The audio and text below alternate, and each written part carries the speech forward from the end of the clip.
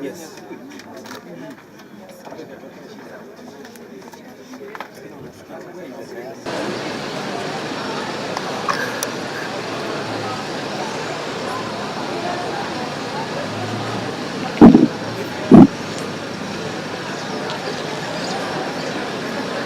On behalf of all of us, including the entire government and the Ministry of Education, our very sincere condolences to the families of the children that today in the morning perished in this tragedy in Gando area of Dagoretti South constituency.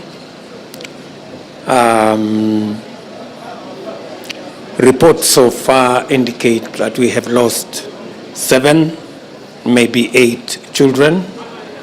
We are yet to confirm the final count, but the peers and the management of Kenyatta Hospital have informed me that of the 64 children admitted here, 60 have been cleared to be discharged. Some procedures are being concluded so that the children can go home. The others with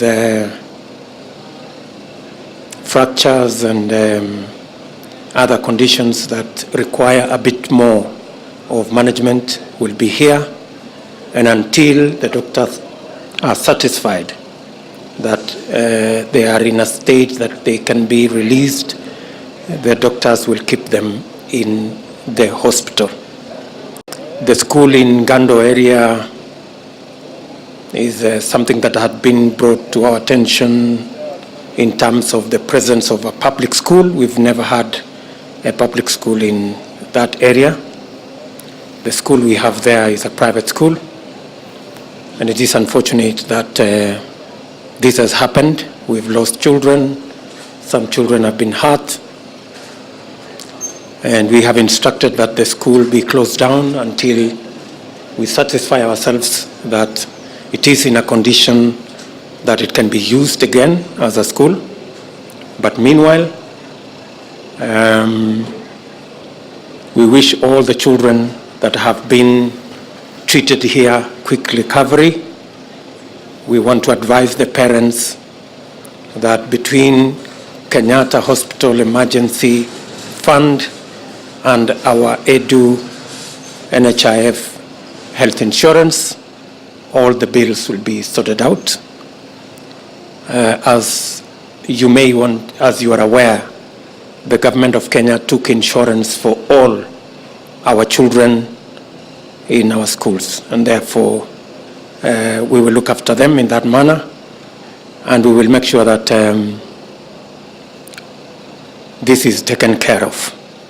I have had consultations with the Ministry of Education, and I have asked the CS to, as a matter of urgency, engage Lenana School so that we can get a piece of land out of Lenana School to build a public primary school that will be run by Lenana School.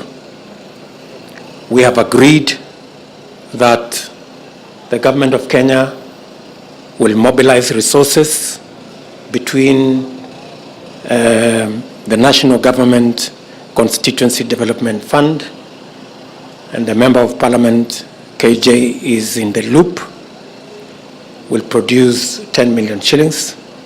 I've instructed the Ministry of Education to look for another 10 million shillings so that in the next 3 months we put up a primary school in Lenana School land that will serve the public in Gando area and avoid the kind of situation we are in where our children are learning in structures that are suboptimal, that are not fit for learning.